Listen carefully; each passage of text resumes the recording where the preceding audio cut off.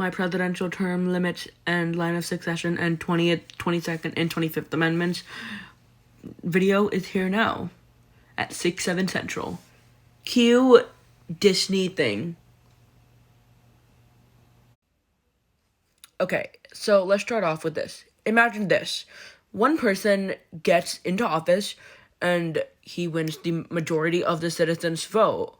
And this person is good in office and he makes good accomplishments and he never wants to leave the office. So he wants to be president for the rest of his life, and he knows that he is guaranteed that position because all of the citizens love him.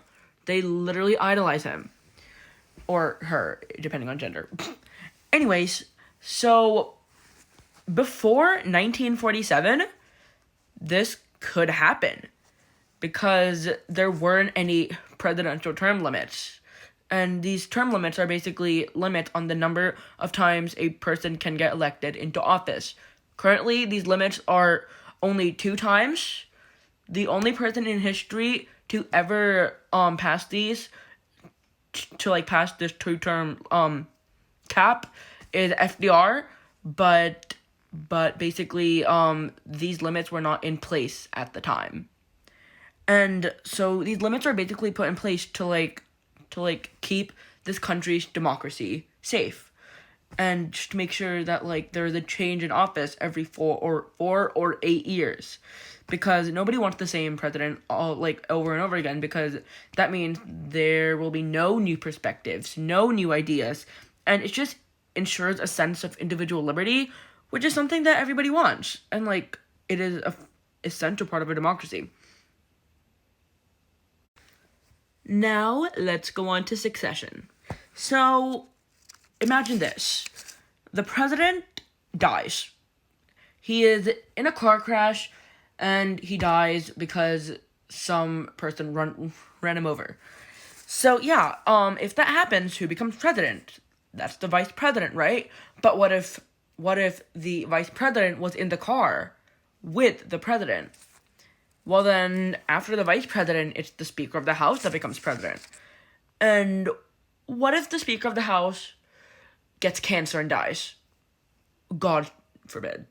But if that happens, then the next person in line to become the president is the president pro tempore. And then this, line goes on and on and on until the Secretary of Commerce. And that is, where they end it, because it's highly unlikely that everybody in line dies or is unable to become president or gets impeached, because that is literally the worst luck ever if that happens. So I'm just going to say the line right now. First in line is vice president. Second in line is the Speaker of the House. Third in line is the president pro tempore. Fourth in line is the Secretary of State. Fifth in line is the Secretary of Treasury. I want to call out my favorite person ever, Alexander Hamilton. Best music lover. Honestly, love him. Also, song in the musicals, amazing. My name is Alexander Hamilton. Shut up. Anyways, and then next is the Secretary of Defense. After that is the Attorney General.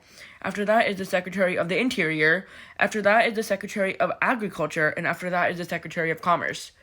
So basically, this is a pretty good list on the line of who becomes president if the person that is before them dies or gets impeached. But, it had never gone past the Speaker of the House, because that would be horrible luck if, for example, the Secretary of Commerce had to become president, because that means everybody else in line had either died or gotten impeached. Now let's talk about the 20th, 22nd, and 25th Amendment. First things first, let's do the 20th Amendment. So, this amendment was put into place to reduce the lame duck period.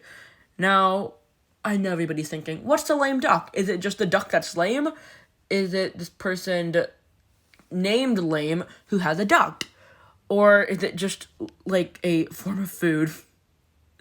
Or, that's what I mean.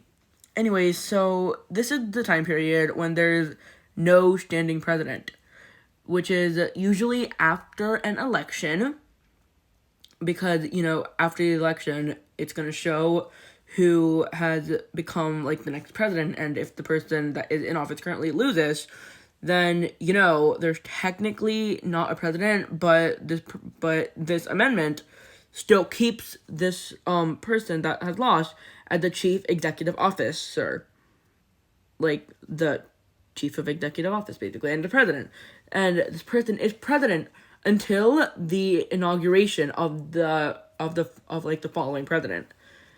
And this also applies to the members of Congress after they finish their terms.